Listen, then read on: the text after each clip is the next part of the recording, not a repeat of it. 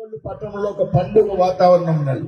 ప్రతి వ్యక్తి కూడా జీవితంలో కళలు అనేది సొంత ఇంటి కళ. మనం ఏనాటికైనా మనకంటూ ఒక ఇల్లు ఉండాలి అనేటువంటి ఒక కోరిక ప్రతి ఒక్క వ్యక్తిలోనూ కూడా ఉంటుంది అనేటువంటి విషయం మనం అందరూ కూడా తెలుస్తుంది. దాదాపు ఈవేళ రాష్ట్రంలో లక్షల మందికి, దేశంలో ముఖ్యంగా ఈ రాష్ట్రంలో గత 5 సంవత్సరాల్లో 19 నుంచి 24 వరకు కుంటుపడిపోయినటువంటి కార్యక్రమాలు అయితే ఉన్నాయో అవన్నీ కూడా ముందుకు తీసుకెళ్లేటువంటి ప్రయత్నం జరుగుతూ ఉంది ఈ రోజు ఈ రాష్ట్రం.